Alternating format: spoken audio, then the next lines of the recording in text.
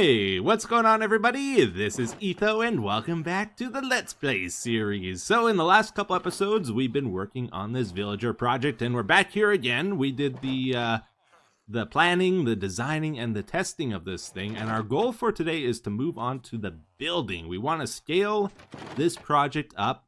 We just have the one unit here that we've been using for the designing and testing, but in total we want to make 7 of these things. And that means we also need to build a room and try and make it look nice and make it a space we actually want to be in, not like an ugly cave. Oh yeah, and by the way, this is probably worth explaining as well. If you're wondering why we're building this new area that's definitely not a base, by an end portal here, the reason is it's mostly for me. So if you look at our coordinates, we're at X like 11,000, Z about 9,000. That's actually quite a bit ways away from home, right? So I can just hop in here whenever I need to head back to pick up something, which is quite often. Unfortunately, I can't slide up these stairs too well anymore. I don't know why that is. I'm gonna have to change them. But anyways, we can hop back into the portal, and now we're back at 0-0 basically. So we're back home. I can pick stuff up, and then I can just take a ice road back to where we were, and it takes a lot less time. Okay, so I'm expecting this build we're working on is gonna be fairly large just from that initial layout we did of it.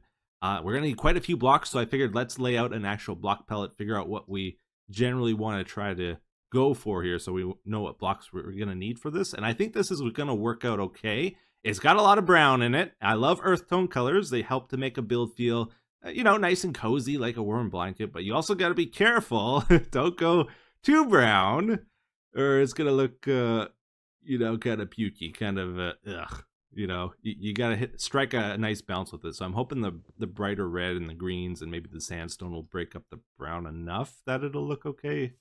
We're gonna use this for the ceiling. And it looks like our very first step to collecting things is actually gonna be to pay a visit to the shulker reactor in the end, because we're out of shulker shells, so hard to move stuff around when you don't have shulker boxes. I'm gonna spend a bit of time here. I think I spent about 3 hours at the shulker reactor there, and we're loaded up again. We got 9 stacks in that time. Not the fastest farm in the world, but it definitely works good enough for my single player here. What do you think happened to my map there? That thing has been perfectly fine for years, and now I look at it today and there's 4 missing. How do you think that happened? I don't know. It's a mystery. Who took them? Was it you? Was it me? I sure hope not, because I don't remember doing that. But yeah, they're gone. For the longest time in this series, I only had a few shulker boxes, and I used them very carefully. I always made sure to clean them out and organize them, and you know, I was very careful on my shulker box usage. And now that I got the shulker farm, I'm just leaving them everywhere. I'm not organizing them. It's a real disaster. Oh, there we go. I need that one. Okay, good. And you think there's a few here? Oh, trust me, they're all over the world. A lot of the time we build these things in our world here that don't use super often, and then in the future when I do want to use it, it's like, how do I use it? I should have left some instructions for myself. I think it was like, no, not like that. Like I should have clear written instructions what buttons to press here, and I don't have them. Right click. Oh, see if we can figure it out. I know it's right click and left click. I just don't remember the order. There we go. Got it figured out. Now I just got to remember the instruction booklet is going to be inside the barrel here. So if I ever forget, that's where it is.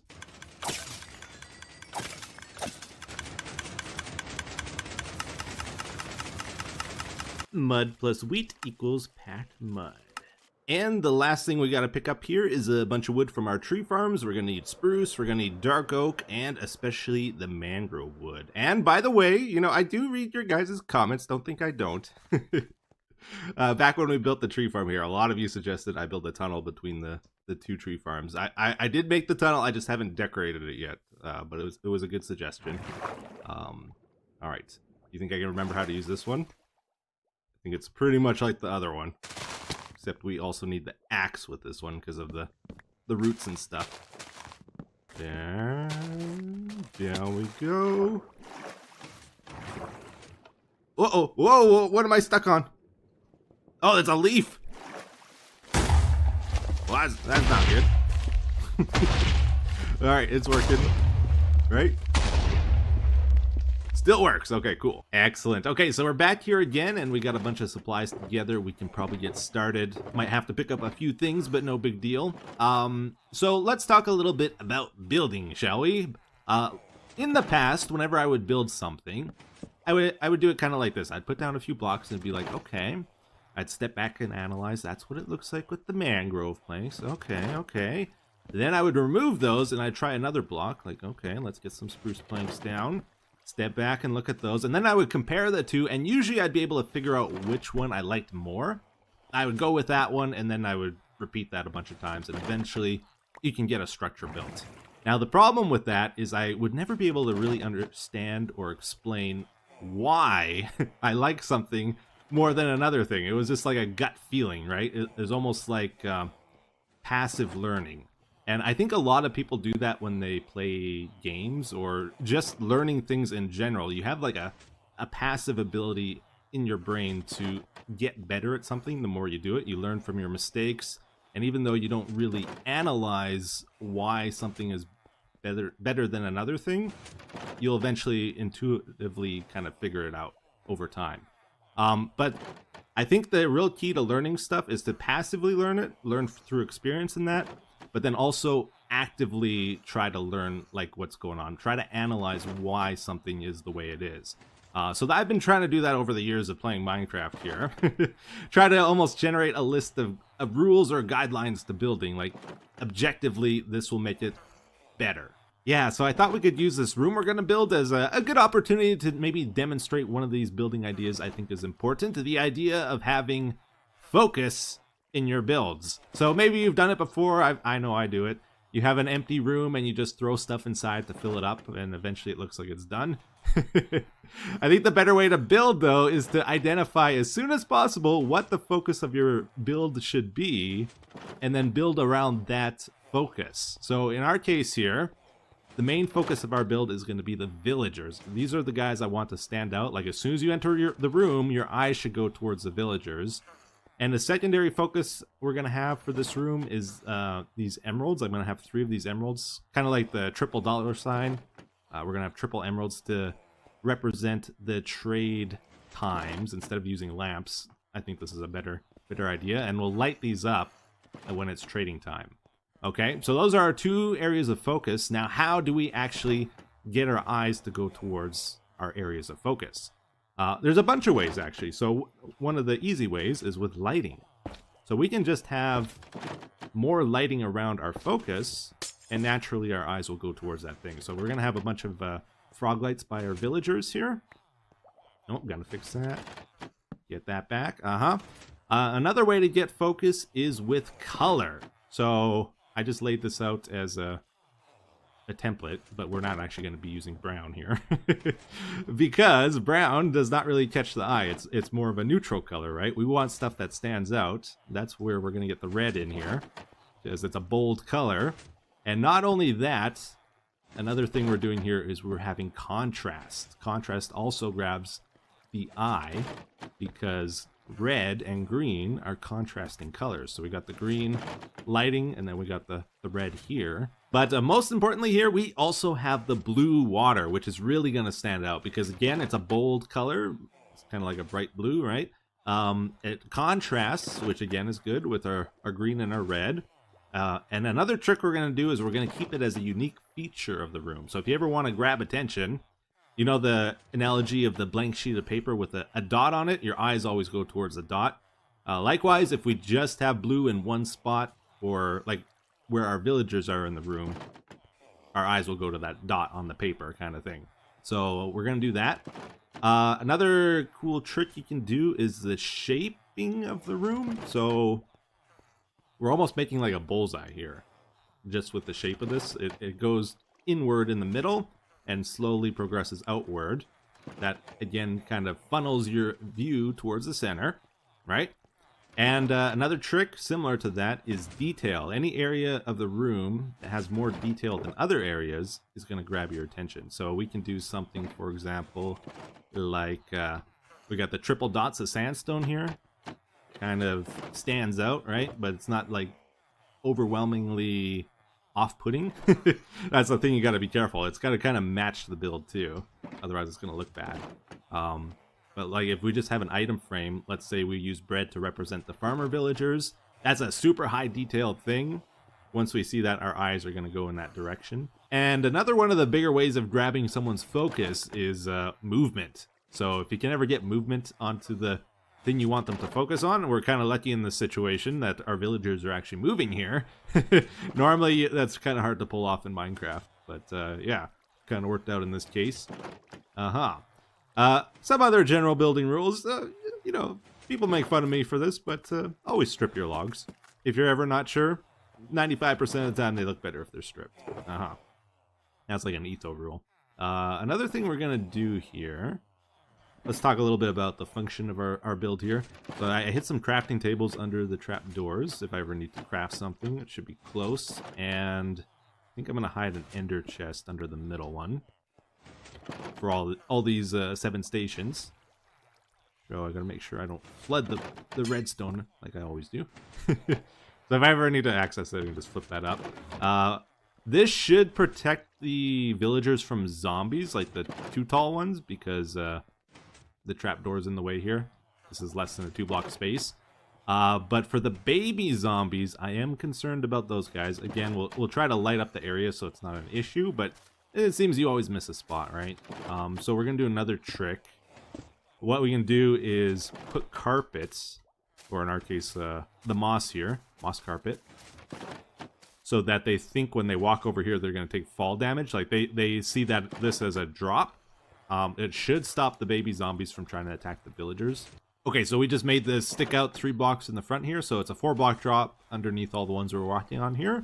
That should create a line that the baby zombies won't attempt to cross. They'll walk up to the line, like they'll walk up to here probably, and then stop. The only flaw with this style of protection for villagers is if another zombie comes by and nudges them onto the carpet, he might get far enough where he'll be allowed to cross then, and then he'll get them. So that's the only problem with it. But it is a big layer of protection against getting your villagers killed. Another thing we can do is put diamond armor on our villagers and put thorns on the diamond armor, and they'll be able to kill a few zombies just themselves, which is something I'll probably do too. Other than that, just lighting up the area is the most important thing. Okay, we're gonna, I think, put beehives here next. Beehives have got to be one of my favorite blocks in this game. They look so nice. I really like this texture. Which one do I put it on? I think this one here, right? There we go. Yeah, so we're gonna use like the lightness. Like we have different colors of brown here. We got lighter browns and darker browns. Dark brown is where we don't want to look. Lighter browns are gonna kind of guide our eyes towards the center too. So let's put a darker brown on the edges. I think I'm gonna go mangrove here.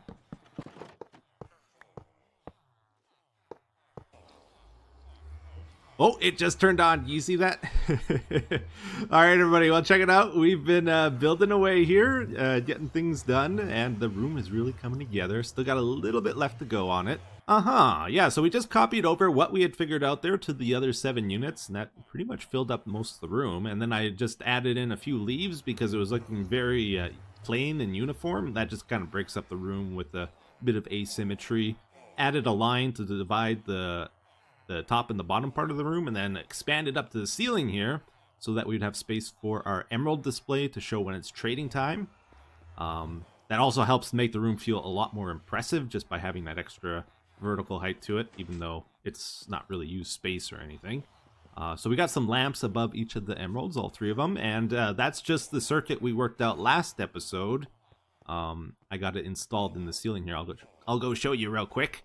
Not that it's changed really, but just in case you're curious how it's implemented, I'll give you a quick little view here. Yeah, so it's exactly the same as what we saw in the last episode, and then there's a lamp.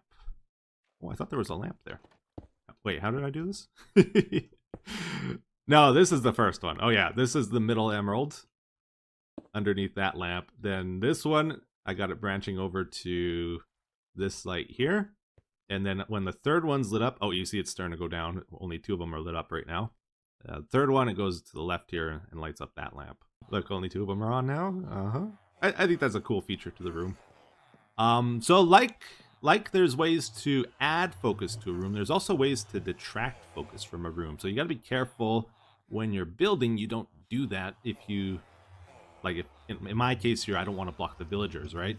So like a lot of times I was trying to figure out what to do with the middle of the room here.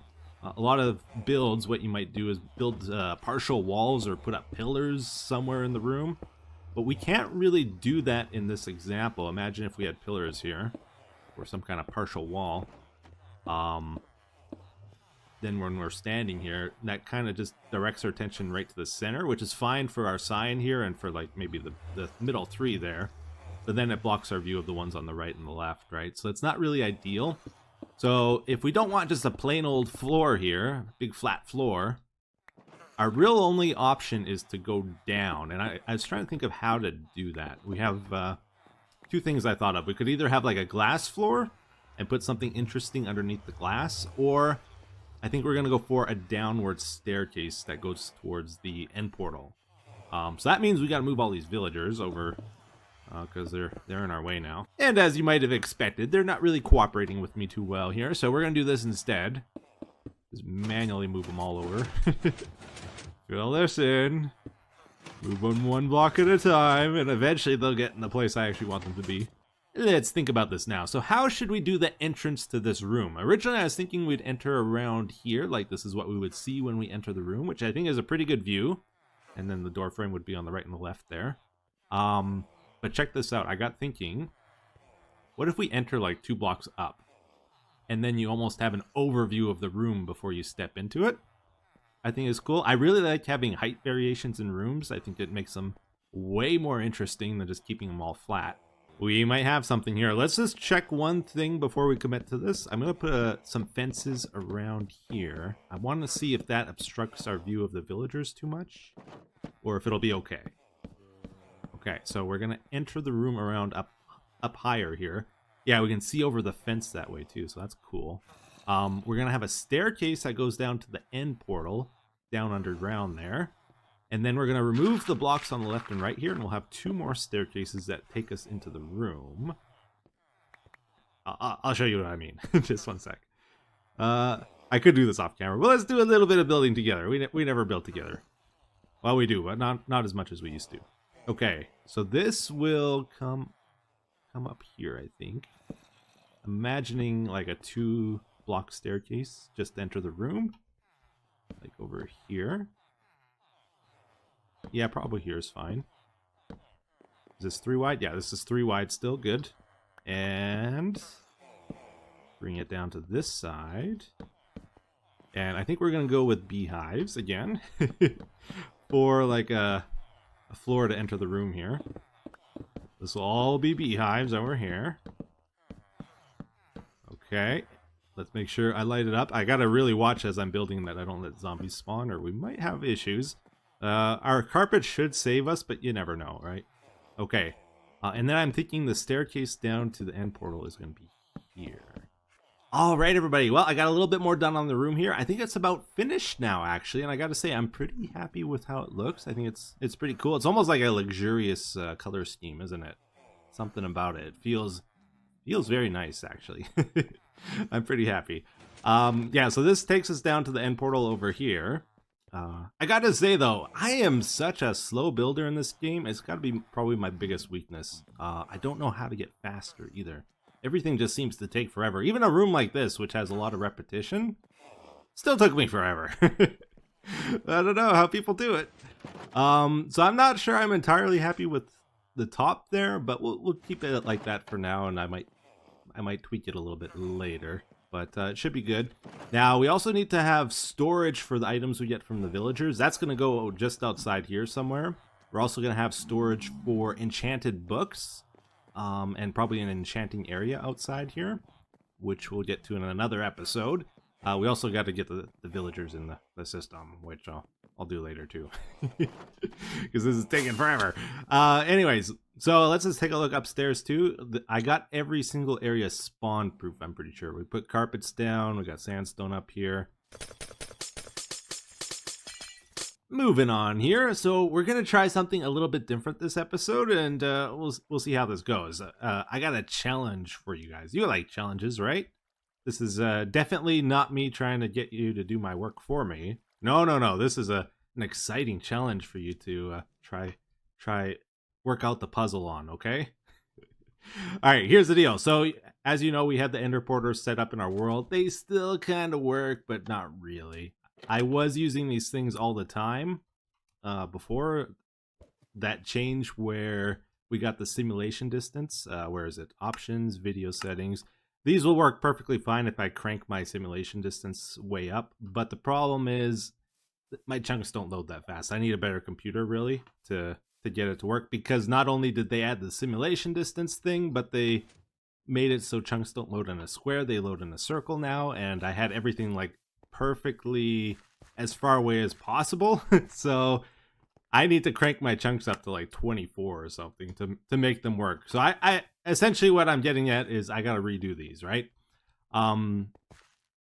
As I was using these though, I did notice a couple issues. Like when you die, the ender pearls don't work anymore. You have to reset them all, which is kind of frustrating. I was hoping, you know, if we just waited, Mojang would change that, but it still hasn't been changed. So now my next question is, how do we make the system deal with that problem? And that's where you guys come in, because you're going to solve this problem for me, right? Yes, of course. Okay, so here's the situation. We want to make a tube, like let's say we go to use Ender Porter and we hit the button and nothing happens because the Ender Pearl needs to be reset at the next station. Rather than flying to the next station to set it, I want to have a tube. We can just chuck an Ender Pearl down and it'll be able to transport to the next station in a few seconds. And then when we get teleported there, we can just set an Ender Pearl and it's fine, and we can transport instantly the next time. Hopefully that made sense. So my question is for you guys, what is the fastest way to move an Ender Pearl in this game? Now I know the answer is actually TNT, but we're in single player here without any TNT duping. So you got to factor in the sand collection time if we're going to go the TNT route. And I don't think that will ever be faster using TNT. So I think the quickest way that I could come up with is skimming an Ender Pearl over top water. We'll build like a track underground. We'll chuck our Ender Pearl into the system, and then we have to have these stations to move it down the water here, basically. So that's easy to do. Now the thing is, you'll notice sometimes it like hops up and down like that, and it's going different distances here. Sometimes it goes pretty far, sometimes it goes shorter. And the idea, I think, is we would want to have another slime block launcher like somewhere down the line here to amplify the Ender Pearl, get it moving further down the lane, because we want to transport them about 100 to 200 blocks. But yeah, I've definitely tried quite a few things with this, and pretty much everything I've tried hasn't gotten me any closer to solving the problem. So I thought I'd open up to you guys. Maybe you'll be able to figure it out. I have, for example, experimented with zero ticking pistons as well. I thought maybe you could set up like a piston bolt for moving the Ender Pearls. It would be very complicated, but if it's instant, that would be pretty cool, right? Thing is, the piston doesn't really push the Ender Pearl; it pulls it if you zero tick it. So yeah, while if you push it, then it pushes it. Like if it's not zero ticked. Yeah, so that didn't really go anywhere. And every attempt to stabilize the Ender Pearl has failed for me because the bubble columns just seem to be random totally. So yeah, I'll see what you guys say about this. Have fun! Well, anyways, I think it's time we wrap up our episode here with the comment of the day, which says, "Hey Etho, I hope all is going well for you and your family, but I had a question. Are you ever gonna post as frequent as you used to? Also, congrats on almost hitting 2.5 mil. I'm glad you're still growing." Well, thank you very much. I appreciate that. And yeah, I'm doing good and my family. This is an interesting one. I was debating how much I should share about this. Because to be honest, I sort of tried to hide this back in the day. But I think enough time has passed that I'm okay with talking about it a little bit more freely now. So first off, when I first started YouTube, like early days 2010, all the way up to about 2015. I played like 8 to 12 hours every single day. I played this game a ton. Then something happened. You guys remember the whole Microsoft buying Mojang, and they didn't release an update for like 2 years? And then when they did, it was the horse update, or the combat update, I should say, and not too many people like that. Yeah. I was playing the game to 8 to 12 hours a day, trying to come up with new ideas of things to show off to you guys, and nothing was changing in the game. I eventually hit a pretty big burnout in the game during that time, and ever since then, I haven't been playing quite as much. I've been limiting my time a bit more in the game, just so that doesn't happen again. So I try to only play Minecraft when I want to these days. I'll still play quite a few hours, but definitely not 8 to 12 like I used to. Because if you don't know, if you ever experience burnout with an activity, the absolute worst thing you can do is force yourself to do that activity when you don't want to. You'll just go through it again if you do. So yeah, being careful on that front. The other thing that's sort of changed is YouTube itself. It's not really YouTube anymore. Emphasis on the U. It's more of a corporate tube these days, if you don't know. To really make it on YouTube, you might notice like it's corporations that are doing it, not people. And when it is people, they have teams, they have editors, they have people making their thumbnails, they have people writing scripts for them. It's very rare you actually see an individual succeeding on YouTube these days. So in order to make it, you can't really do what you used to like 10 years ago. You can't just record for 30 minutes and post a video. No, that doesn't work. You have to like put a lot of time into an episode and try to get it polished and make sure the episode brings value to people. Otherwise, why would they watch it, right? And when there's so much competition on YouTube for their attention. So on that front, I can't post as often as I used to, just because I have to spend a lot more time on an episode to make it worth your while to watch it, compared to what else is on YouTube. And so that's a big factor as well. So yeah, it's probably never going to be like the olden days. I hate to say it, but hopefully I can keep it going somewhat regularly here. I am not making any promises. Anyways, hopefully you enjoyed today's episode at least, and thank you for watching. I'll see you again in the next one. Take care. Bye-bye.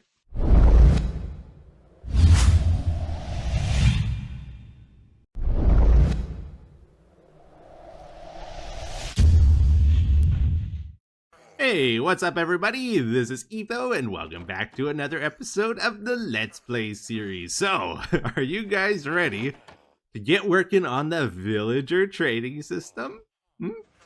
Sound like a good plan? Sound like fun? Something you're looking forward to for the 4th episode in a row? Yeah, you know, I think we should take a break from this. I have a general rule in this series. If anything takes longer than 3 episodes, we must take a break from it, just for a bit of variation. A little bit of change is nice, right? But we will return to this, don't you worry. You know, I had some people tell me this area looks a little bit dark, but you know, it looks fine to me. Right? I don't know. I keep my monitor pretty bright though, so maybe it's just me. But not to worry, everybody. I actually have a long list of projects I want to do, and included in this list are what I'm referring to as the Big 3. The Big 3 projects I wanted to do for a very long time in this game. Like one of these was from even before shulker boxes came out, and I still haven't done it.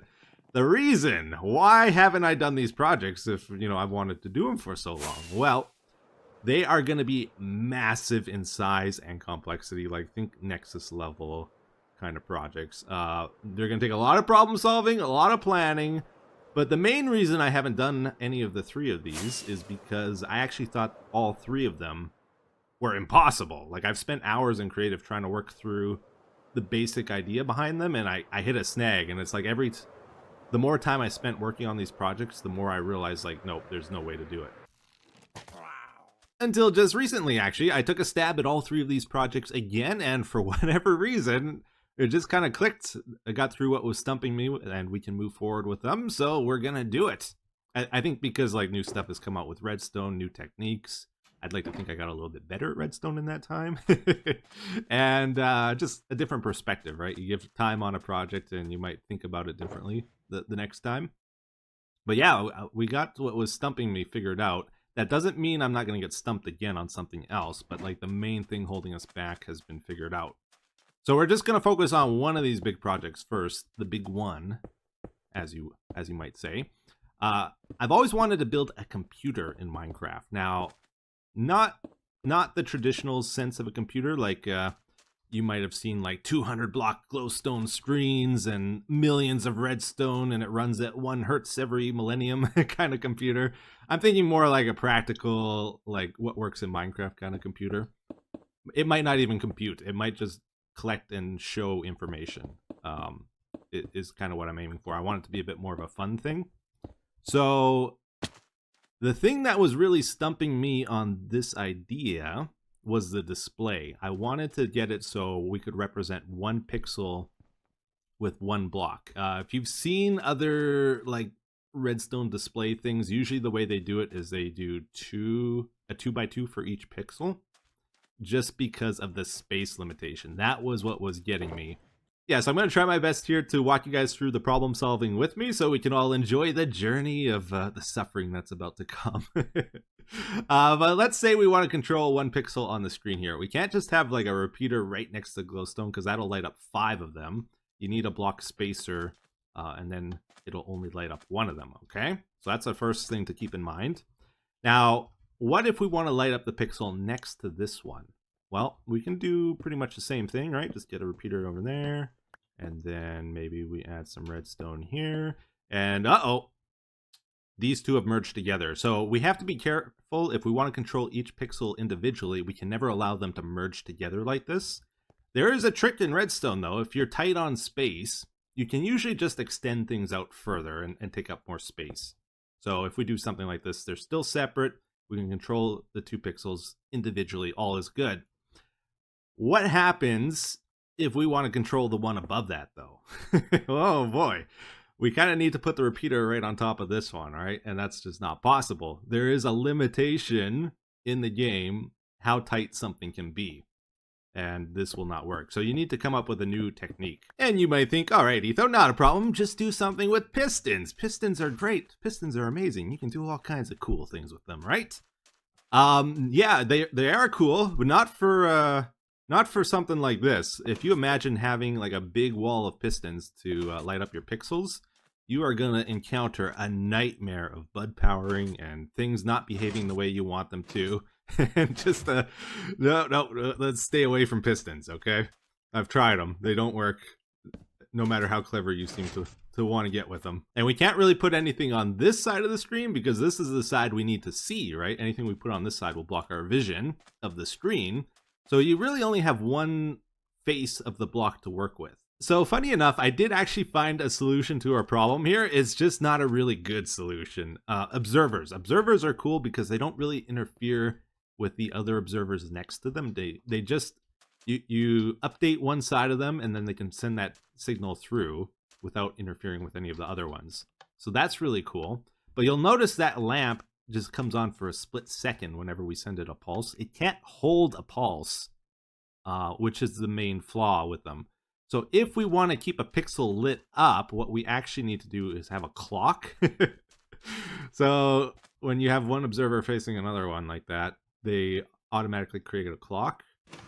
So if we send that through, they're rapidly updating each other to keep the signal going, and it stays on. And then if you staircase the observers, so like if we make the bottom row the longest, and then we go in 2 blocks, all the way up, you get like a half pyramid that would work. The bottom would have a longer delay though than the top part of the screen. But look at this, like we can update each pixel individually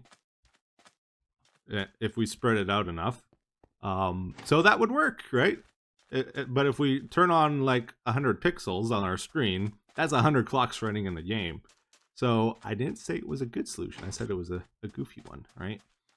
Not the best, but it is functional. Aha. You think we're really going to settle on some goofy display that legs my game out just because we were able to get it down to a 1x1? Nope. Nope. This is Minecraft we're playing here. This is all about being creative, reaching new bounds, new lands that have never been discovered in Redstone. Or something like that. Yeah, we're aiming a little bit higher. Yeah, so our true goal with this project is way more fun. We're trying to make 1x1 pixel display that's also 16 colors, and it must be fully resettable. That's what we're aiming for. Let's begin. So, if you're going to make a color display in this game, what is special about a display? What makes it a display? It changes, right? You can turn the lamps on and off. They change. What else changes in this game that is also in color? Concrete powder. So concrete powder can move, right? Movement is a form of change. So we can change the screen by moving the color around. That's a possibility. We have one other possibility as well. Well, there might be more, but I could only think of two things. We can also use shulker boxes. Shulker boxes can be broken, they can be placed, they can be dyed different colors.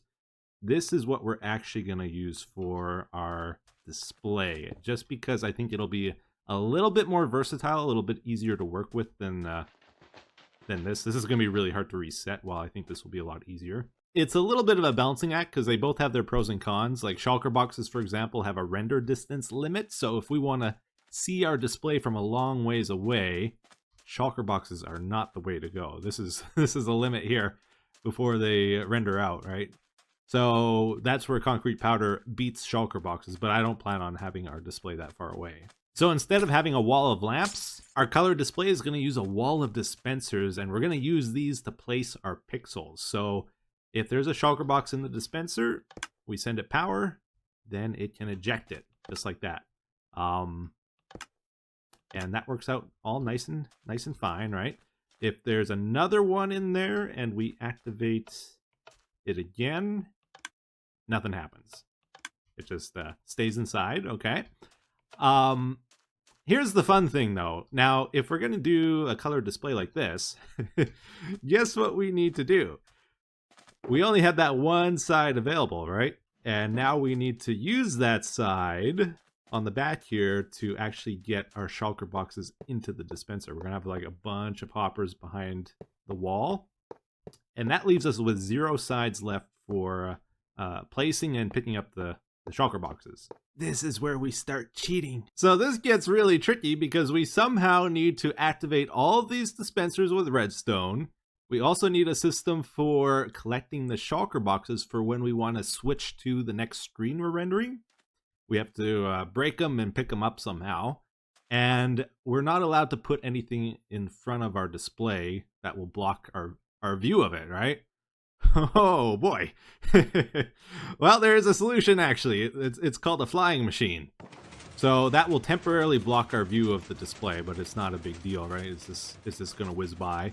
It's almost like a scan line happening on our display. I don't know who invented this. It wasn't me though, so sorry. I would give credit if I could, but we're gonna definitely be using it because it's really cool. Oh, I missed. There's a button up there. Oh dear. There we go. And it's a two-way flying machine, so it'll go up and it'll go down. Very cool. So we're going to take advantage of the fact when you move an observer, look at the dot here, it activates whenever it gets moved. So that'll send power. So all we got to do with this is stick an observer onto our flying machine that faces towards the dispensers. And when it goes up and when it goes down, it will activate them on the way. And I got a little test example done here. We have a red and a purple shulker box in just the one column, all the way up there. So let's see if it'll place them on the way up. Oh, interesting. Okay, wasn't quite expecting that.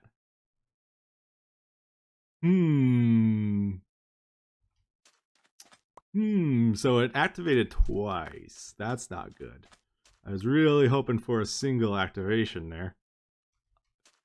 Okay, I gotta think Got to think about it, but it did do what we wanted, kind of. Well, maybe before I start really scratching my head here, let's just do one more test. I only have one shulker in the dispenser, so it should clear. We're going to see if it clears the column there, and if it places the next one and then also breaks the next one, or if it's going to leave a column behind. So let's just get this thing going down. We want it to leave a column behind when it goes down here. Oh, it is. Oh, so maybe the problem is because I had 2 in. Yeah, okay, that's perfect. That's perfect. That's exactly what we wanted to see. I'm going to test it one more time going up. Okay, so same deal here. We just have one shulker box loaded all the way up, just in the one column, not in the ones beside it or anything. Not yet, anyway. Let's just make sure this works. So we wanted to break the column that's there and then place the one that's inside the dispensers. And it's breaking and replacing and leaving the column behind. Okay, very good. Very good, very good. So then if there's nothing in the dispensers and it goes down again, I gotta work on my aim. Really embarrassing when you're recording and you can't hit anything. There we go. It should just clear it because there's nothing left to place there. There's nothing in the dispensers now. Uh-huh.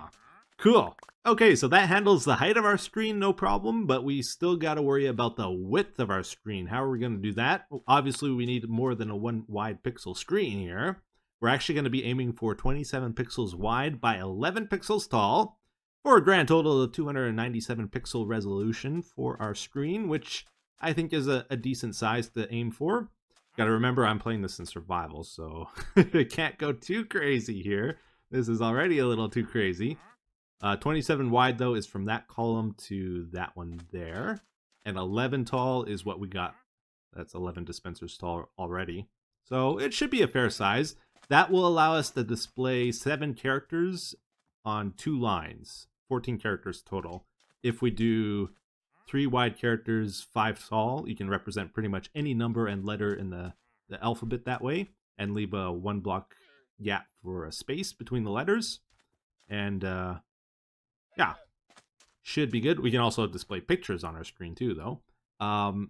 But in order to make our screen wider, we need to make our scan line thing wider. So to do that, all we have to do is extend this.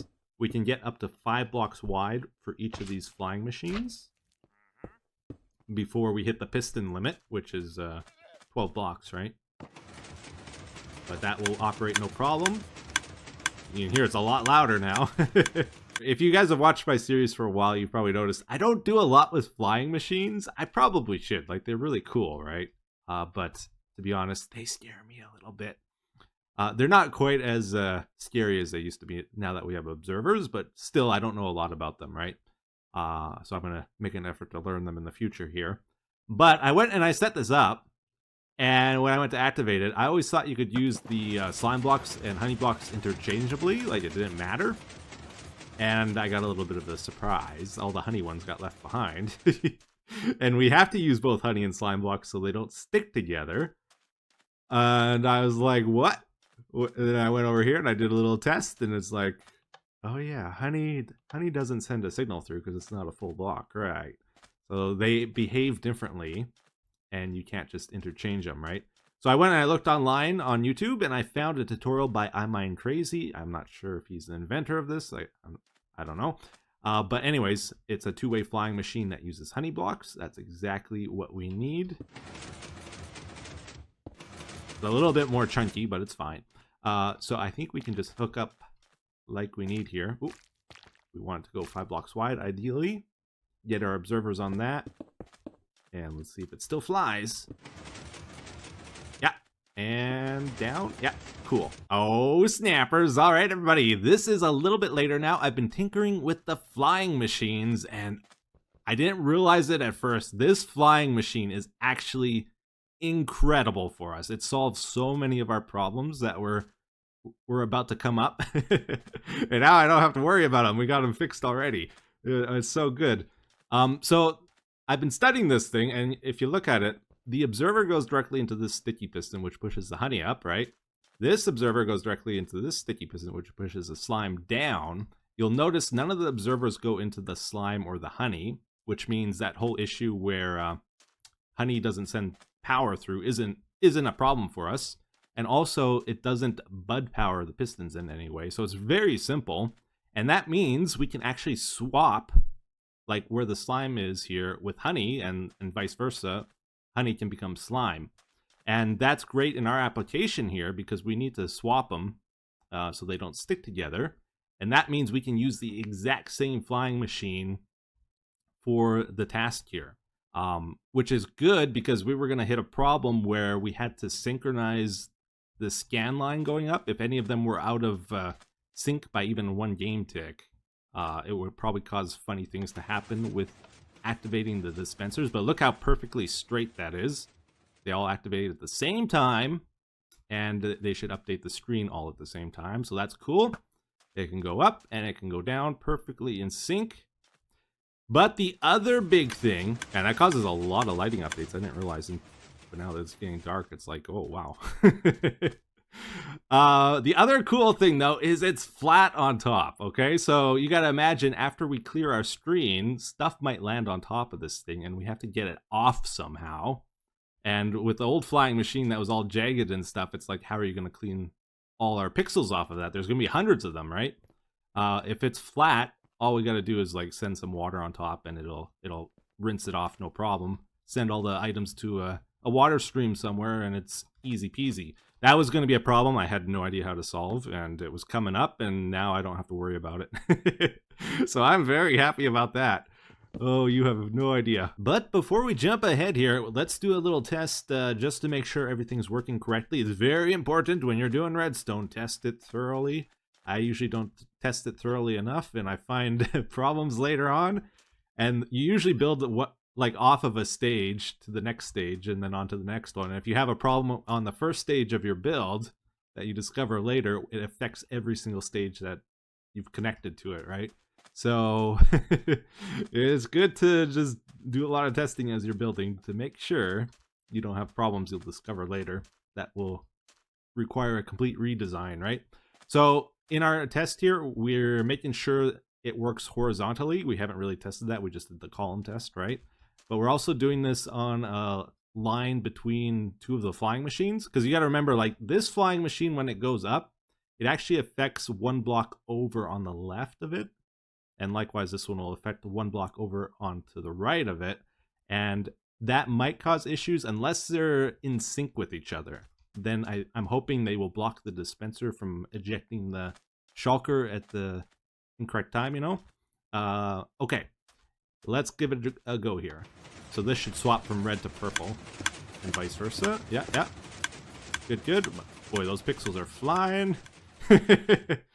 We still might have some issues with collecting our pixels after, but hopefully it won't be that big of a problem, because they will end up here, I guess, right? Yeah.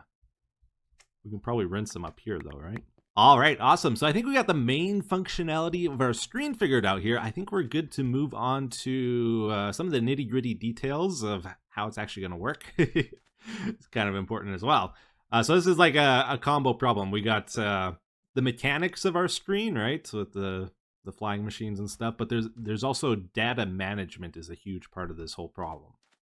So we're trying to avoid doing anything in binary. Binary is the plague to us.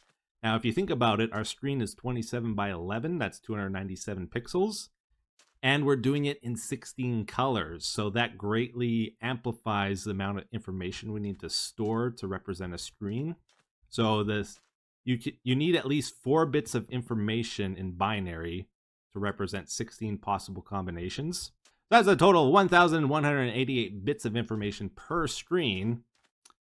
I don't know how to represent a bit in less than 3 blocks in this game, so you can imagine the size that you would need to do that, right? So it gets crazy. While if we are a little bit more clever about this and we just use the Minecraft mechanics of, like, let's keep our information as shulker boxes, pixels, that we can move around and stuff. We can represent our screen just by filling up some double chests of shulker boxes and keeping the correct order of our pixels. So each double chest holds 56 pixels. We would only need like 6 of them to represent a full screen, and that's like no space whatsoever, and it's very easy to access our information that way, right? Aha. And the really cool thing about this, because we're using shulker boxes as our pixels, we also have the ability to store extra information inside our pixels, inside the shulker boxes. So you can imagine when we clear the screen here, the pixels aren't going to be in any kind of order. They're going to be a big jumbled mess. We have to run them through garbage collection, figure out what pixel is what, and then send them back into some kind of pixel storage. So the white pixels go into a white storage area, the black ones go into a black storage area. We got to separate them. We can actually distinguish between our pixel colors by putting items inside our shulker boxes. So we might have 0 items in our black ones. Like we'll assign a number to each of our colors. So black will be 0, gray will be 1, light gray will be 2, white will be 3. And then when we run it through a pixel detection system, so like it doesn't know what order it's going to get these, right? But when we send it to a comparator, oh, we can see number 1 with redstone, we can figure out that is the color gray. And then we unlock the gray hopper in our pixel storage, and we send it on into that, right? And we do the next one. No, it didn't light up at all, so that must be black. Send it to the black storage. White goes into white storage, right? And so on and so forth. We can reclaim our pixels that way and use them again in the future when we need them. All right, here we go. So this is either a good idea or a bad idea. I'm not sure yet. It's either going to clarify things for you or confuse you even more. But I tried to create a mock-up of like the 5 main systems we need and how they will interact with each other. So I'll try run you through this and hopefully it helps. So we got our pixel display represented by this here. We worked on that today, and hopefully that was fairly clear. After the redstone here is going to show like where the pixels are going in our system. So after we clear the screen, those pixels are going to follow the redstone here. Boop, boop, boop, boop, boop, boop, boop, boop, boop, boop, all the way over here to garbage collection and pixel storage. So we're going to have a big warehouse, not warehouse, but like a bunch of chests of all our different pixels, all 16 colors. Probably at least 500 to 1,000 if I was to guess, shulker boxes of each color. So it's going to take a lot of resources in the end of things. Okay, pixel storage. Where do we go from there? We can send pixels to our CPU, and then it's going to arrange them for us and create screen renders. So just to give you an example of something the CPU might do, you know how you can have like letters on banners? We could maybe make a CPU system where we chuck it different letters in banner form, and then it processes those into actually rendering those letters onto the screen, right? It's in charge of ordering things. Okay? Once it's done its screen render, it sends it over to RAM. So much like how your video card has RAM, this basically stores different screen renders. It'll probably save at least 5 to 10 different screens. And that's basically just a double chest system. That's all this is going to be. Okay? As you saw with our screen there, it actually destroys the image when we're done with it, right? We might want to save some of our images, so that's why we want to have RAM. If we just sent stuff directly to our screen, we could only see it once and then it's gone.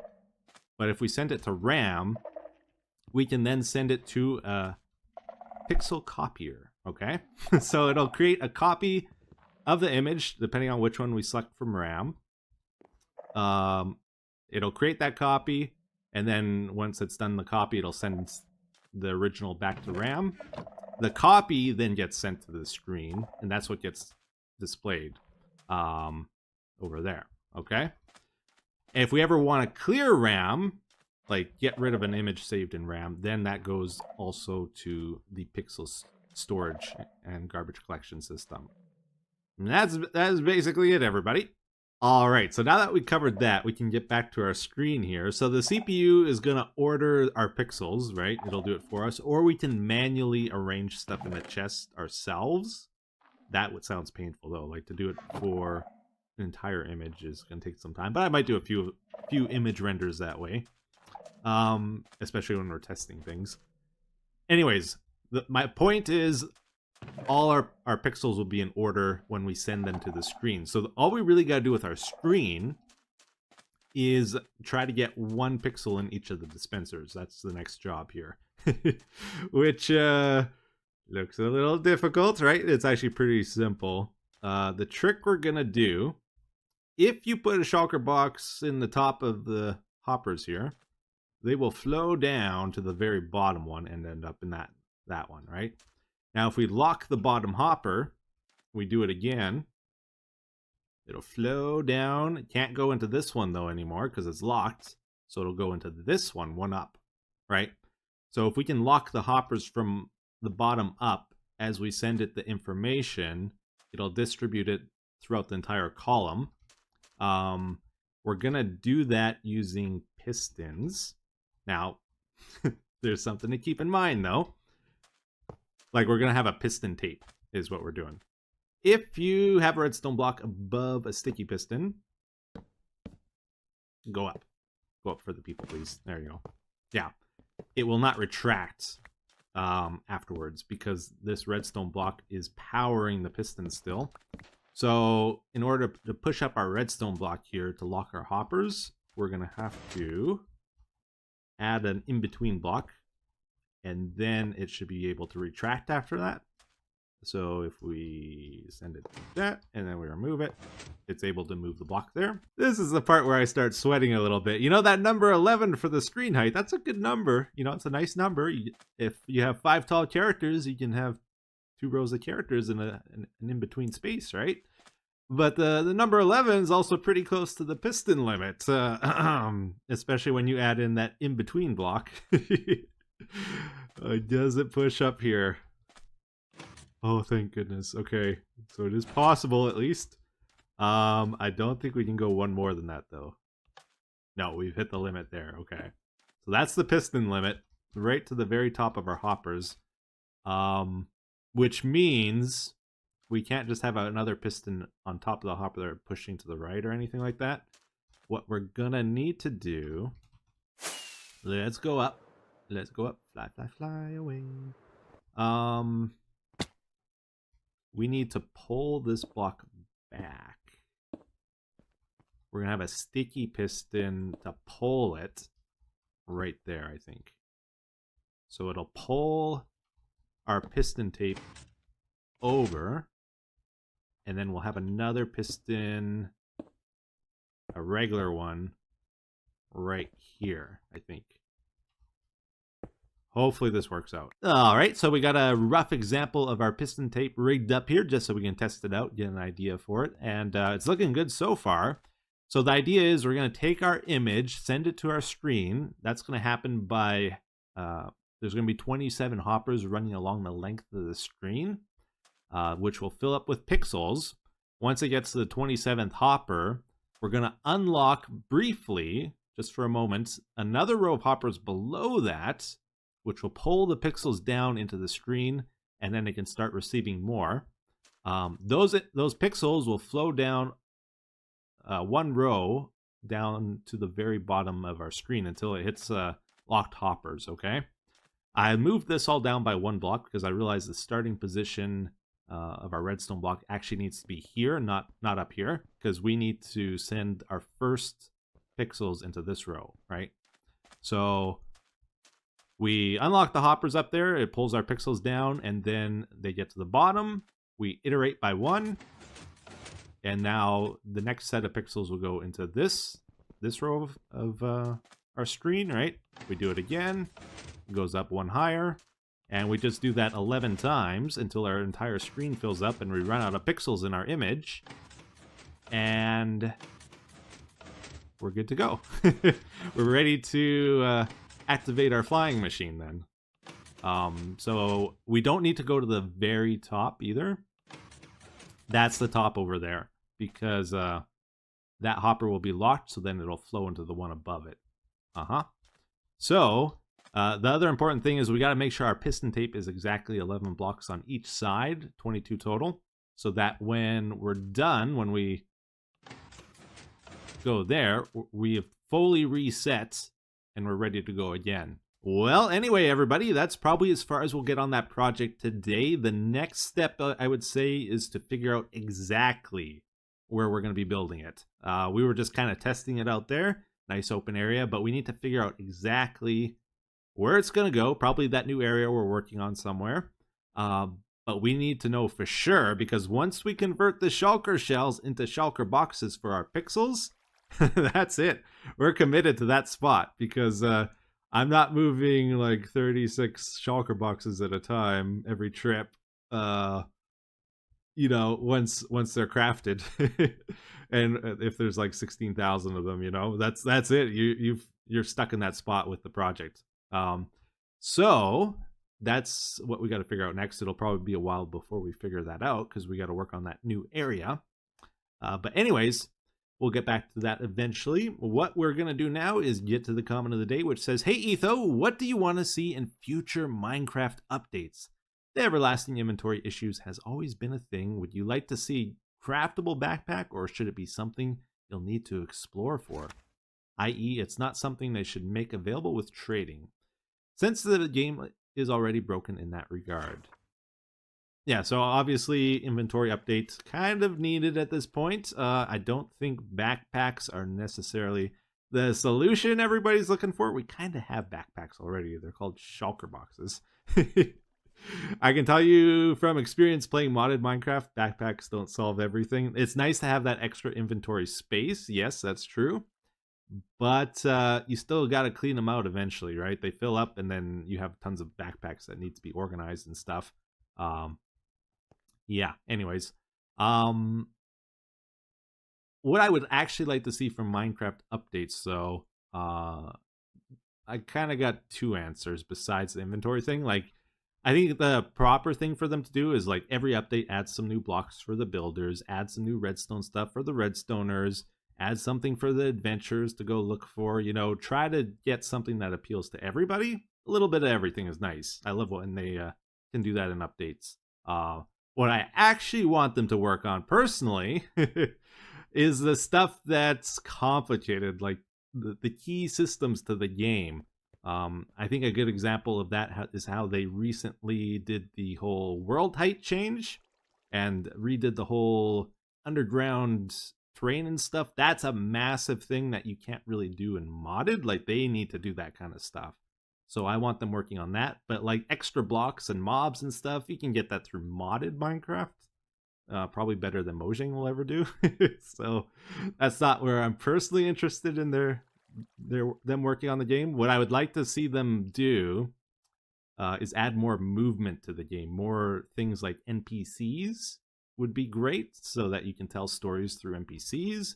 Stuff like the create mod, that you can move more stuff in the world and make it more interactive. I think that's where I would like their focus to go. Make key systems around that, similar to the create mod and like the NPC mods and stuff. That would bring a lot of life to the game, I think. I'm losing my voice. Hopefully you guys enjoyed today's episode. I had a lot of fun doing this, and I'll see you again in the next one. Take care. Have a good day. Bye-bye.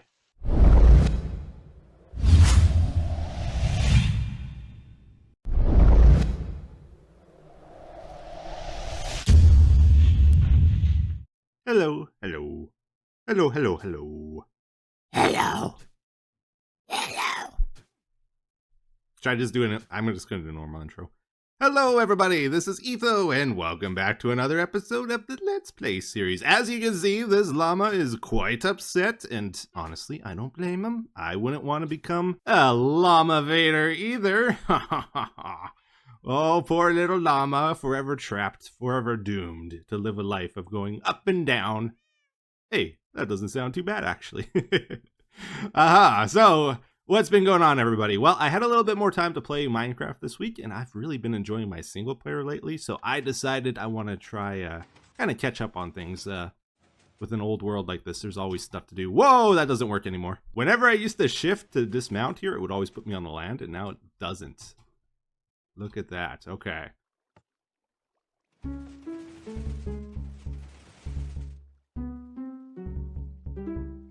Yeah, so a pretty big part of our Let's Play series here is actually the part you guys never get to see. because it's boring. I don't want to show you it. It's off-camera stuff. Like every episode, I'll try to spend a few hours just doing stuff around the world here, whether it be fixing something, maintaining something. Like I got to refill all my farms with bone meal, for example. I need to fine-tune areas. Like, for example, I don't think I even showed this in an episode before, but like months ago, I fixed up the cliff here because if you remember what it was before, it always bothered me, right? But it's not really something super interesting. So, you know, I do that kind of stuff off camera usually. And then there's the whole resource collecting and crafting stuff, organizing, cleaning up. All that needs to get done for the series to keep moving forward and stay interesting, right? Yeah, so the problem is, like, the last 5 or 10 episodes that I've done, I haven't been doing any of that stuff, which is a big problem. It's been starting to add up, and now I decided it's like, okay, I'm just going to spend a whole bunch of time, you know, collecting resources, taking care of the things I need to do. Last episode was a great example. Like, we built that display. Does this not shut off? Why is it not shutting off? Oh dear. Oh dear. Wait a second. I'm wasting so many arrows right now. Okay. Oh, I usually use a trident. That's right. I don't stick the arrow in it. Okay, this was a mistake. All those arrows are falling now and updating even more. Uh-oh.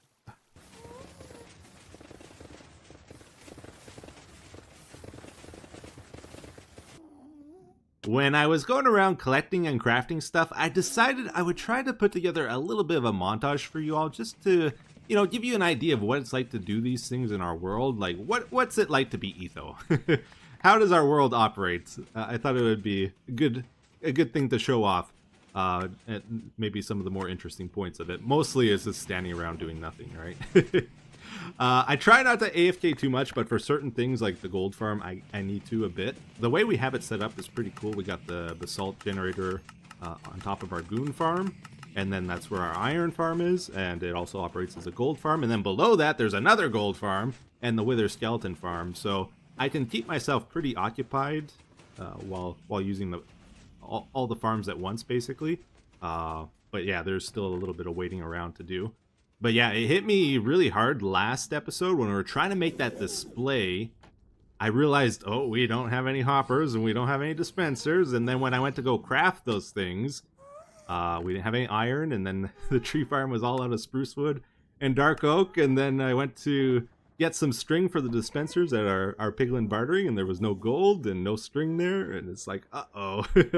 All the infrastructure was kind of falling apart at once, right? So it's very important we try to catch up and take care of some of these things. Another thing that happens when I'm low on time for the episodes is I tend to avoid doing projects that I deem to be lower priority, like stuff that takes a long time for the amount of payoff you get off of it. And that especially includes finishing projects, because usually it requires a ton of time to finish something, to work out the last few problems with it, compared to like the payoff. Since it's already been shown in an episode, it's not like super exciting to see it again, right? But it's also very important to get those things done eventually. So now that we have a little bit more time this week, I thought we would tackle a couple projects like that as well.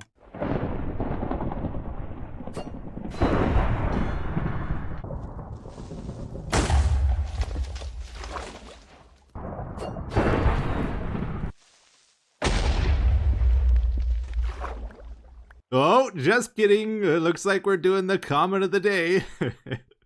Boy, just when they think they got me figured out, I pull a fast one on them like this. They never know what's coming next. No, this is actually very important. It's a special comment of the day. We're doing it early because it's from a Mr. BW100 who says, "Hey, Etho. When are you going to finish the mosaic on your Prismarine farm?" Man, these are some tough questions I'm getting asked here today. Yep. So I just checked it out, and it was all the way back in episode 547 when we did the mural here, or the mosaic, in our Prismarine farm, our Guardian farm here.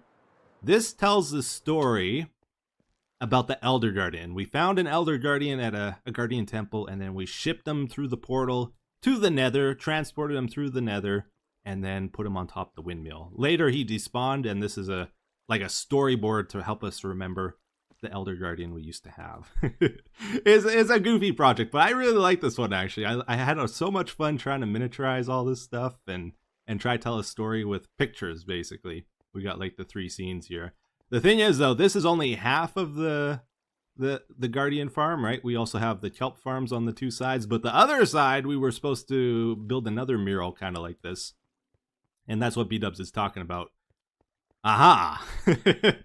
This is what I've been up to, everybody. Check this out. We got the Chocolate Island over here now.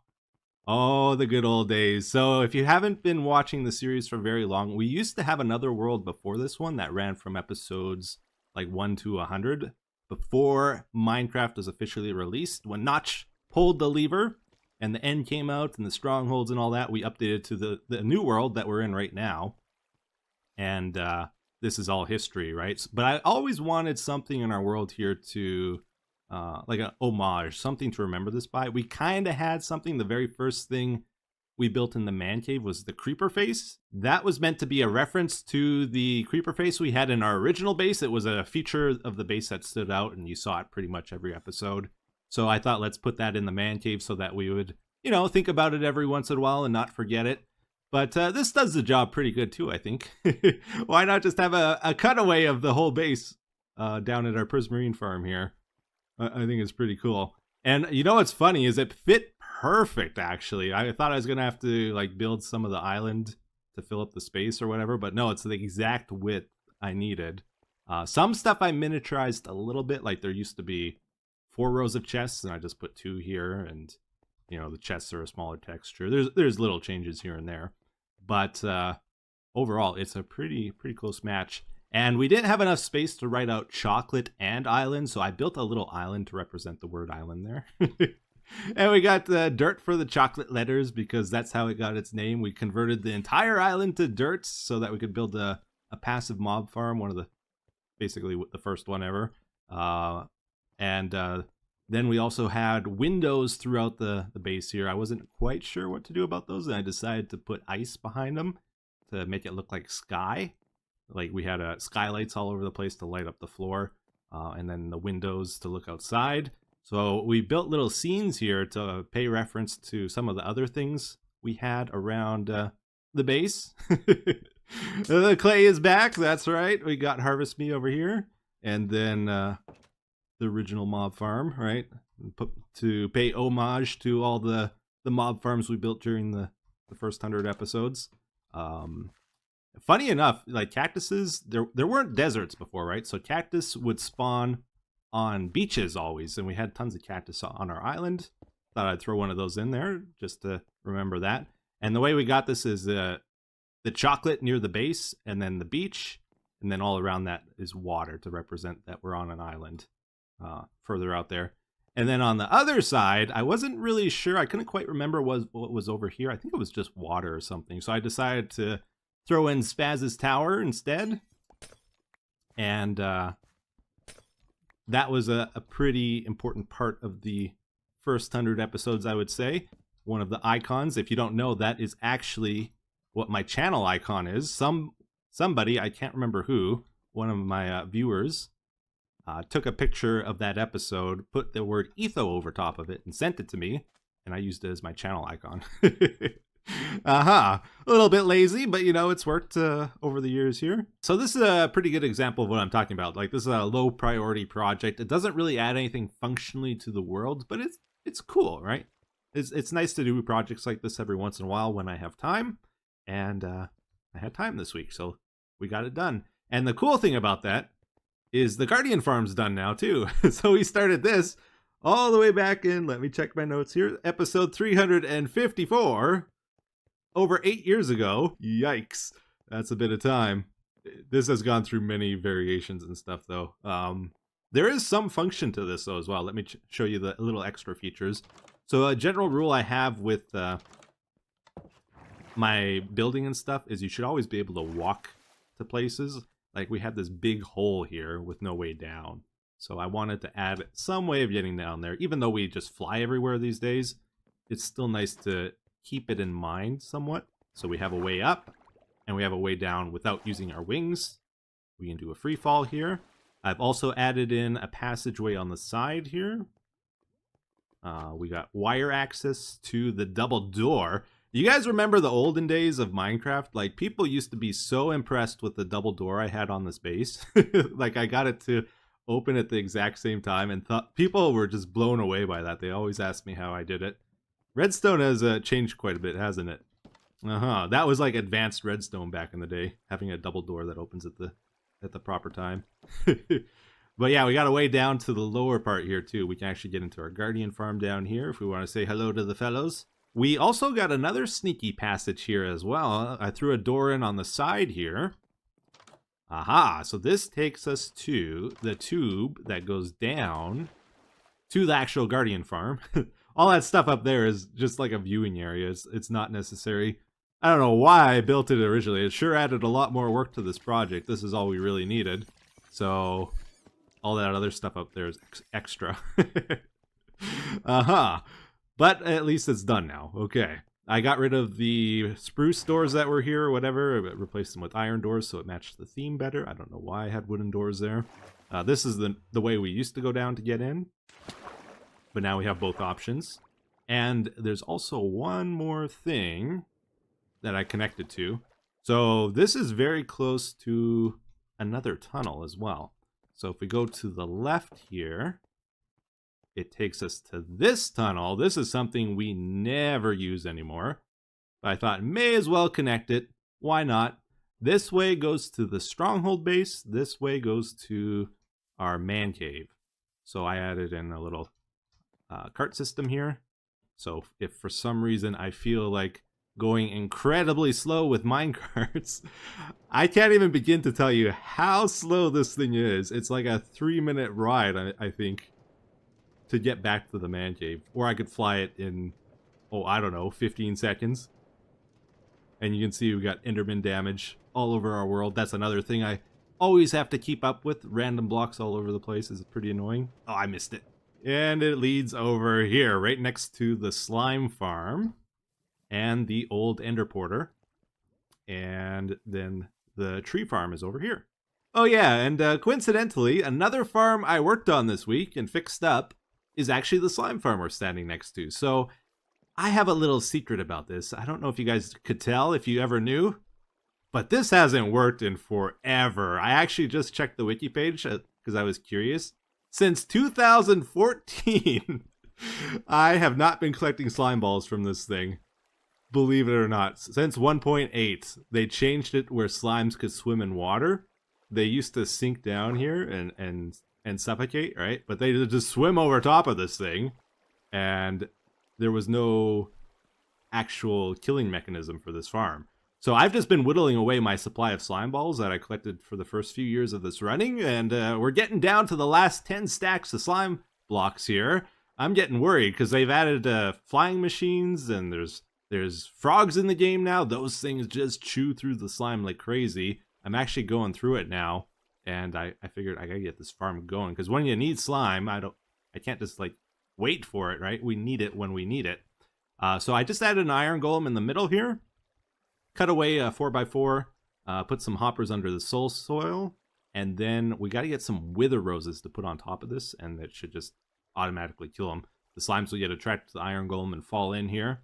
The thing is, I can't find my wither roses. I had a bunch of shulkers I misplaced somewhere, probably during a project I never cleaned up, and now I have none. So we might need to go get a couple. I just need 16. This episode. And then I just made a temporary thing here now. Oh, look, we got 3. How about that? I don't know what killed them. Yeah, so I have an idea I want to try with wither roses, but it's going to involve trading with villagers. We got to get a bunch of buckets of cod from fishermen villagers, but we don't have any at the moment. But I'm going to do a little bit of work here, get some more villagers in place, and this is a good opportunity to show you what I've been up to here as well. This is the other major thing I worked on this week, is getting the guts to this thing built. Remember, we had the 1 unit done, and I've just been busy building away here. We got all 7 of them done now, and they're ready to get the villagers loaded in, so that's pretty cool. This took a long time, actually. I was surprised. This took longer than the mural took to build. I don't know why. This is so intricate. There's so many little details to get going here. We got a clock set up that will run to all of them, but I don't have an activator switch for it. It just runs all the time at the moment. I want to get that skulk sensor hooked up to it eventually, like we experimented with. And maybe some more cool details later on as well. But yeah, this is really neat. So for trading, our villagers have these barrels next to them, and these can be set to an item filter. So if we want the pumpkins and the emeralds next to our farmer villagers, we can do that. And then when we grab these, we can trade with them. And then we're free to toss anything we get from these guys into the water streams in front of us. So I can toss the emeralds we get, the pumpkins. I don't have to like put it back into its proper place. It'll automatically get sorted and put back where it belongs by going through the water streams with our system. So it takes a little bit of time to get here, but we should start getting those pumpkins back in here, even though I didn't place them in the barrel. There they come, finally. So that's pretty neat, right? And emeralds will automatically go into this one once the system has enough of them in place. We haven't really done any trading yet. So each of these units drops its items into a water stream below that runs under all of them, merges all the items together into a water stream. They get picked up by a dropper here, which automatically shoots the items out at a controlled rate. They go up an elevator here, and then this is our water stream above to go across all the item filters.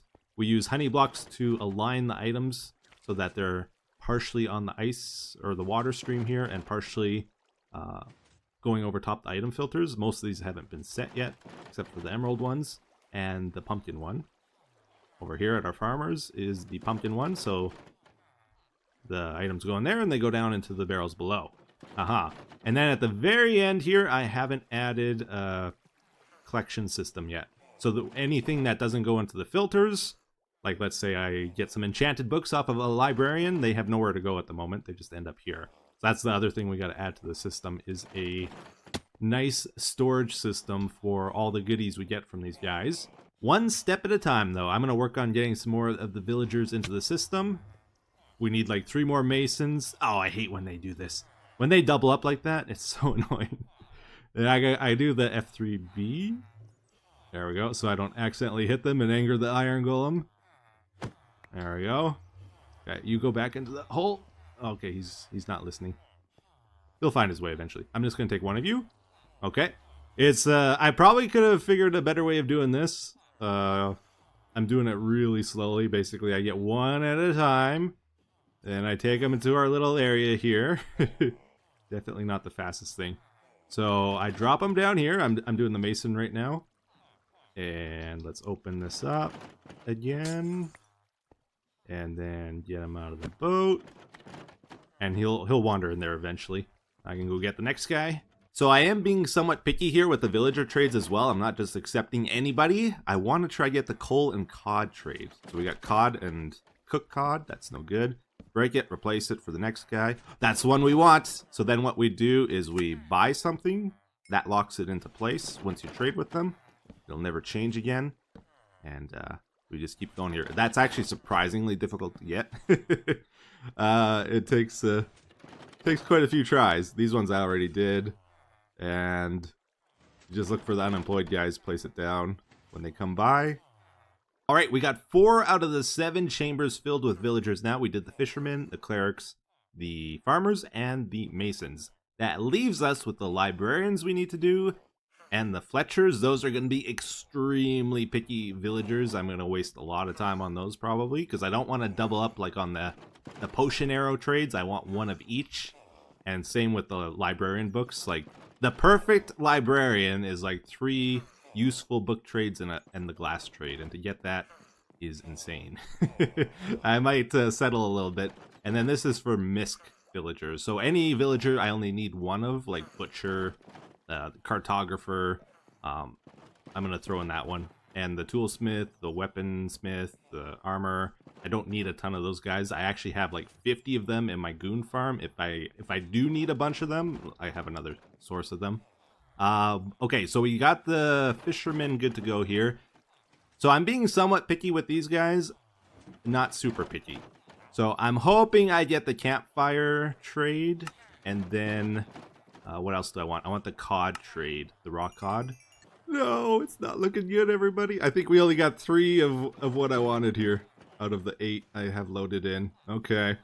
And then beyond that, you can get even more picky if you want to get like a perfect fishing rod out of these guys. That's what comes next. Oh, okay, here we go. First fishing rod. It's a Lear 1. Oh, terrible. Just garbage. Okay, so check this out. This is really cool. So now when I trade for buckets of cod, for example, with our water thing, I can just press Q, throw them into the water. They go up into the item streams.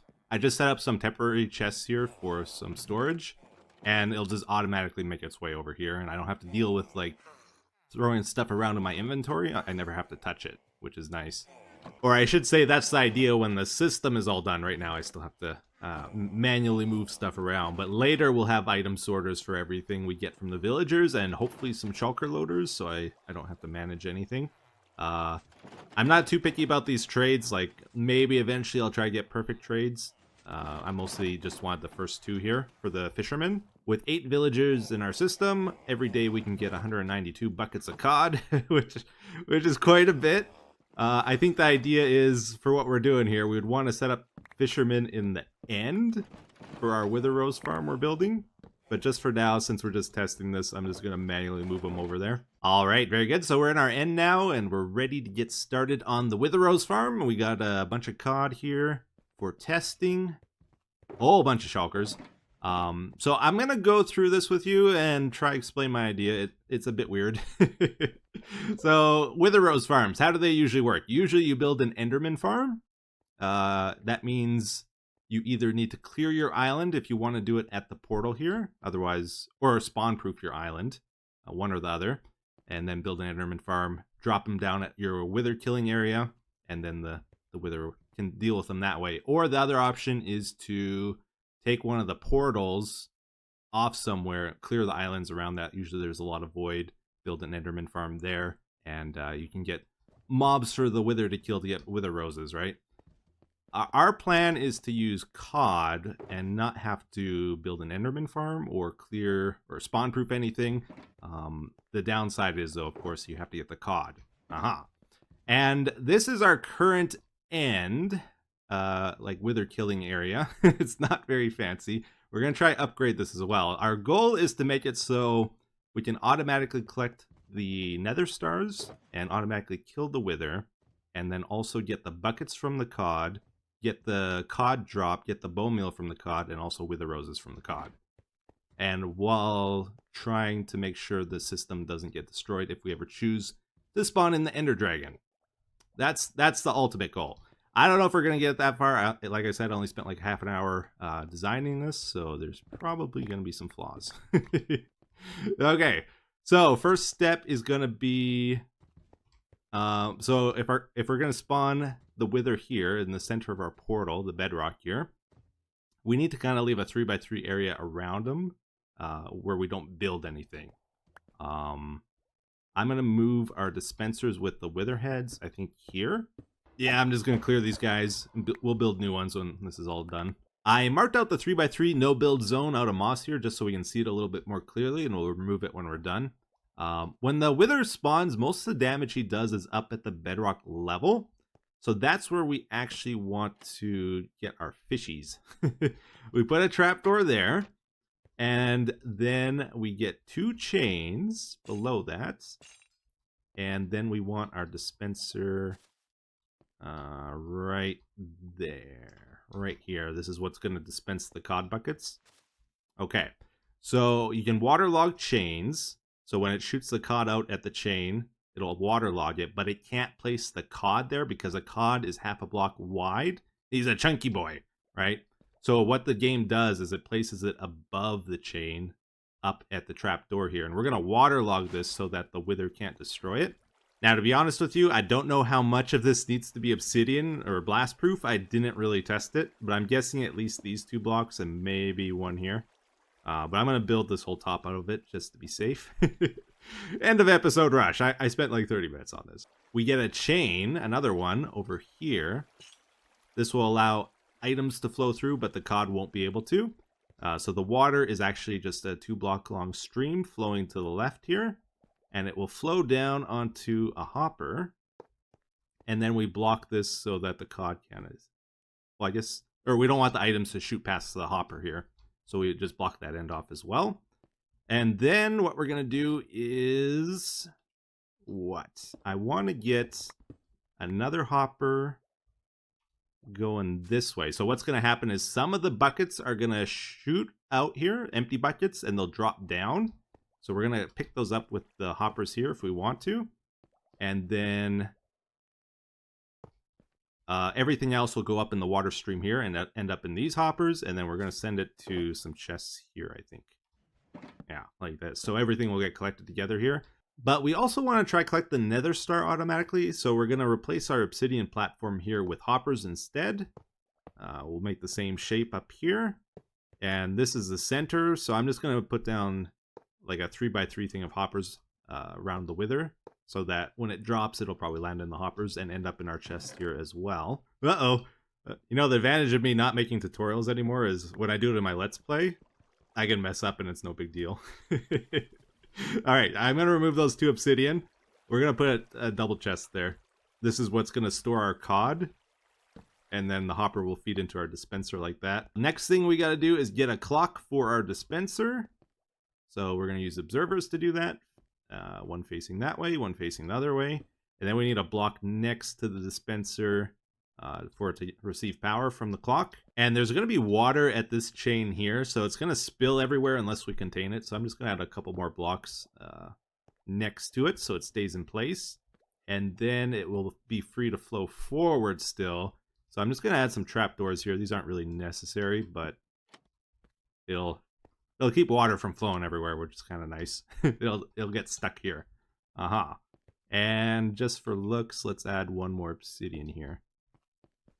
Sure. Now, to be honest, I don't really know how I should do the storage for the buckets of cod. Like, one double chest definitely isn't enough. We're going to go through them pretty quickly here. So I think just for now, I'm going to add a triple double chest for testing. But ideally, we probably want some kind of shulker unloader with the cod buckets, or some large storage and then have villagers automatically refilling it when we trade with them.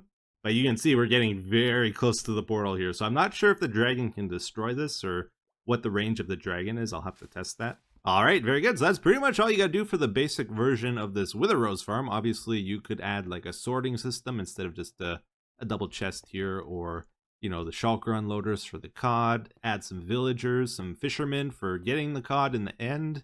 There's more you could do. I'm going to add a control here for activating our clock. You could also hook the clock up to a button, so when you dispense the wither heads, it also runs the clock for a certain amount of time. I don't know how long I would want that, so I'm just doing it manually for now.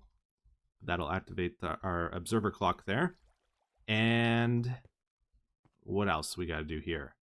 Oh yeah, I got to get the golems back in. So that's the other big thing. So I left a 2x2 area with our design here, so the iron golems can still fit on both sides and attack the wither. So we just need to get them in place. And to do that is a little tricky. I'm not very good at it. I'm just going to do something like this. And I want to get a sticky piston here. And then a regular. Do I want a regular? I think I want a regular over there. And then a dispenser up here. We'll put our carved pumpkins in there for our iron golems. And I'm going to add a button onto this. Oh, I got no buttons. Let's make some buttons. Buttons over here. And I want to add some sort of transparent block, I think. Okay, so then when we build our iron golem, boop, boop, boop, boop. Do we have any places he can escape? Yes, let's add another block here. And I think that's all we need. I got the column here. Okay, so when we hit the button, it'll activate the piston. Push them forward. Press that. Okay, and then we can build the next one. And I think I can get 3 or 4 this way. If you want more, you got to stack them vertically. Oh, let's push them one more time. Okay, there we go. And get that pulled back. Do the next one. Just keep squishing him until he fits. Okay, so that was a bit janky, but we managed to get 3 on each side, 6 total here. I know I can get 4 on each side using that method. I've done it before. But if you want beyond that, 5 or more, you need to sort of just drop them down into a hole vertically, get them all close together, and then move them together. Make sure they don't get separated from each other as you're moving them. It's annoying. All right, but just for today, let's keep it like this. We got our skulls here, so let's do our first test run. Hit the button. I'm gonna pull the lever for our cod, and you can kind of see it running there. Some buckets are dropping down. Please don't escape with her. I don't think you should. Gerardo killing them. Good. I forgot to turn the sound down. My bad, guys. Sorry. And then... Oh, some stuff got destroyed. What got destroyed? Or did I drop that in? Where on earth did those come from? There's a chest and an end stone. We got our nether star. We got 18... Oh, I gotta shut this off. Whoops. Oh, our cod are dying. Yeah, if you entity cram them, you just waste your cod as well, so you got to be careful about that. All right, so I just double checked it, and I'm not seeing any damage on it, so I think that end stone and chest I must have just dropped in accidentally when I was building it. Did a couple more tests here. I got tired of the lever pretty quickly, so that's gone. We replaced it with a hopper clock so we can set how many items we want in here, how long we want the clock to run. When we press the button on the dispensers here for the heads, it'll activate the clock, and that way we don't have to remember to turn the lever on and off and mess around with it. Okay, so let's see how this goes now. So now the hopper clock is running, this clock is running, and we're getting some empty buckets funneling in here. I separated the wither roses that we got before so we can see how many we get here. And also, is this running? Okay, so it just shut off the clock. We could run it a little longer, maybe. The more golems we have, the shorter we'd want to run the clock for, I guess. 14, 15... Yeah, we got a few. We got the star, cool. Uh-huh. Yeah, it's looking good. But yeah, anyways, that's the basic idea behind that farm. I'll probably try to improve it more in the future, but for today, this episode is getting pretty long. We got to wrap it up here. We got our wither roses for the slime farm. Start getting slime balls again. I had fun today, though. This was pretty productive. All right. Oh, I just can't get out. Okay, let's get this back. I lost one of them. Never mind. Okay, let's go. All right, everybody. Well, I think that's a good stopping point for this episode. We're going to finish up with a second comment of the day. This one says, "Hey, Etho, I was wondering if you still enjoy this game as much as you did when you first started on YouTube, or do you feel like it's your only choice as that's what the general audience demands? Personally, I would love to watch you play other games if it would help keep you motivated with the YouTube grind." Aha, this is great questions here. Okay, so first off, do you still enjoy the game? Yes, absolutely. I'm still a huge fan of Minecraft. I even play it sometimes, like I'll do random mod packs or challenge maps in Minecraft, and I won't even post footage on it, just for me, right? And obviously I tinker and creative a lot on my own as well. But yeah, I'm still a huge fan of Minecraft. I find my enjoyment has changed, though, I think is the biggest thing. So in the past, I felt I was more of an explorer of the game. Like I wanted to discover the mechanics and figure out how everything works and what's the limit of redstone? What's the limit to how many blocks you can push with pistons and that kind of thing. I found really fascinating. Nowadays, I feel like those limits are more known, like the mechanics of the game are definitely more understood. So it's not quite exploring, it's more like you have to put effort in to enjoy the game. Like it's up to you to find enjoyment, not the game presenting the enjoyment to you as much, if that makes sense. But what I find really fascinating, let's say Minecraft had 10 mechanics in it and they add one.